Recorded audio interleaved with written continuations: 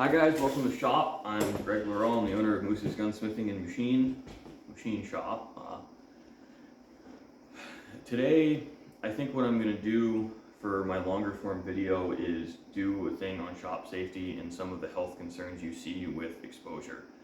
Now, I've broken them down into acute and chronic because acute injuries are instant and you will see the immediate physical effects. Now, the chronic stuff really takes time to present, and I'm going to do the acute stuff first because it's instant. Like, you need to know about it, you need to think about it. The chronic stuff, you do also need to know about it, and you need to think about it because they're not immediately obvious that you're being exposed, but they're in a way easier to mitigate. Now, the acute stuff I've really just written down, cuts. Chips are a big issue. I'm constantly sweeping the floor and constantly digging them out of me. Now, I can go a few days without getting a splinter, but I've also really invested in chip management. I've done a few things to the machines to make chip management easier, and I've also adapted my tooling in such a way where I don't make sharp chips if I can avoid it. And I know that's kind of not obvious because this isn't a high production shop. So the paradigm for me is making good parts. And adding an extra 5 or 10 minutes to the job isn't a big deal because I'm only making one. And I'd really rather not hurt myself because I'm going to lose a ton more time injured than I would adding a little extra work. So, I mean, the lathe really does make the worst chips in the shop. The chip management's a nightmare on the mill, but they tend to come off sharper on the lathe in my experience, and you can really get a nasty bird's nest. If you can grind in a chip breaker, do it. You won't regret it if you're grinding your own tools, or buy the right inserts that will break chips at the speeds and feeds you're operating at. A lot of the hobby inserts you buy cheap on eBay are actually pretty decent in that regard with what a small lathe like mine will do. And the higher end ones, you really have to look at finishing inserts because those are meant for lighter feeds or lighter depths of cut because you don't have the horsepower to take advantage of them. So like a lot of the normal inserts you'd buy from like Sandvik or McMaster Carr or whatever supplier or manufacturer you're looking at, or Kennametal, a lot of those are meant for things that you simply can't do in a hobby shop or a small lathe. You can't really take a 40 thou depth of cut and 4140 pre-hard on that machine unless you're doing it at 70 RPM, and then the chip doesn't break. So think about that.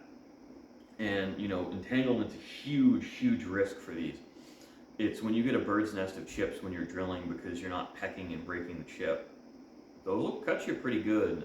I've done it a couple of times, and now if I'm in a situation where it's not practical or realistic to peck, like I don't like to peck in stainless steel, I'll actually take my brass hammer and hold it on kind of the edge of the drill bit, and that forces the chips to cut themselves against the margin. It's not great for the drill bit, but it's better than me cutting myself, sending myself to the ER and losing a week or two of work. So be careful on that because you can snap the bit, but stuff like that does make it a little bit safer. You get shorter chips, they're easier to manage. Drill chips off a drill are really sharp. I do like fine pitch roughing end mills are really nice because a lot of the times you get dust and I can rub it between my fingers like this and they don't bed. Side milling, if you can take a decent depth of cut, doesn't make a sharp chip either. But we're getting into the weeds. So, back to the entanglement. It's mostly an issue on the lathe or when you have really exposed spindles. I don't like wire brushes on bench grinders anymore. I only like to use them on angle grinders and hold apart device because I flayed my thumb open as a younger person and have been really wary of them ever since. And I know people use them safely every day, but I'm a little gun shy in that regard because I have hurt myself doing that. And I think probably the scariest to me is eye injuries. I have two friends now who've lost eyes at work, one of whom was a logger. It was a hydraulic injection, working on a hydraulic system, and he got hydraulic oil in around the side of his glasses and completely detached the front of his eye. It was terrifying.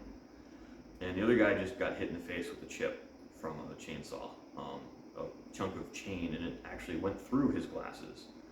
So be careful of eye injuries, do things to mitigate them, manage your tooling in a way where you can mitigate them, and wear personal protective equipment.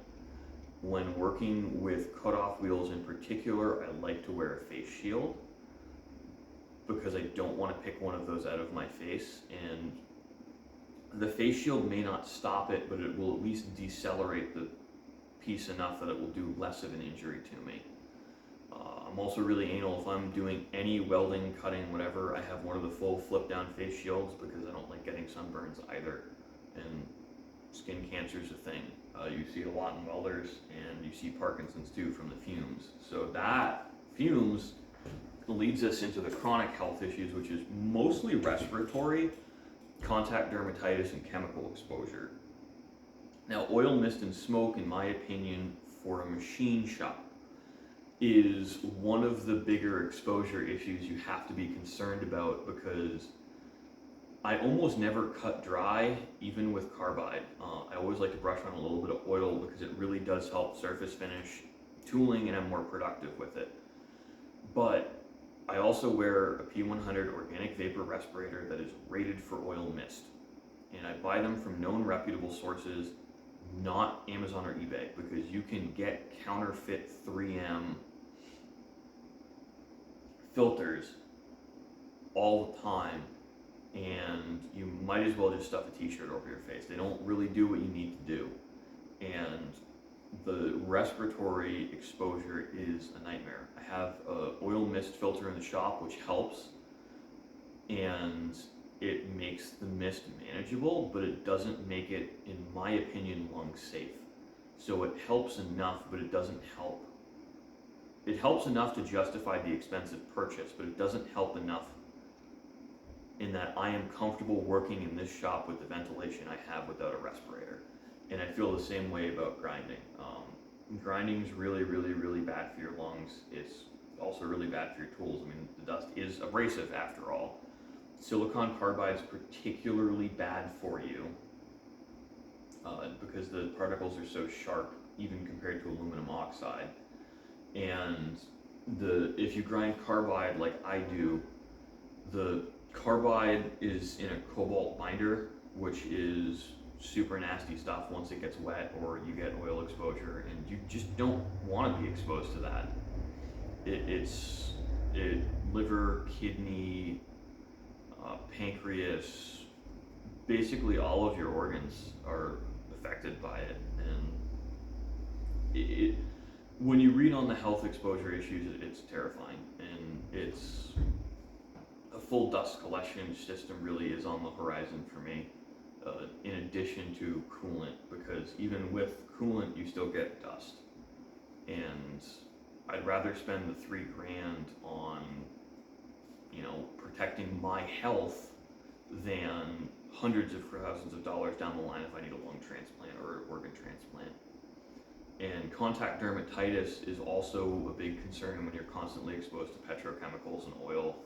Now that's mostly a comfort thing. It's not necessarily a huge health risk, but it's something to concern yourself with and make yourself aware of. Now, a lot of these chronic exposures may never be an issue for you, depending on how much you do it. Now, I'm in the shop almost every day of the week, and I do this every day. So I really am exposed to quite a lot of this stuff, more so than a hobbyist. So a lot of this advice, if you're only doing this one day a month, might not matter as much. But if you have children or pets, children are really vulnerable to this. Their organs are still developing. So if you have kids, be mindful and try and keep them safe and keep yourself safe. So I hope this helps people and gives them some insight into what you need to start thinking about and some of the hazards to mitigate, so you can go have fun, make good parts in the shop. Now, thanks for watching. Hope you like and subscribe and leave a comment. I'm always really interested in some input from the viewers.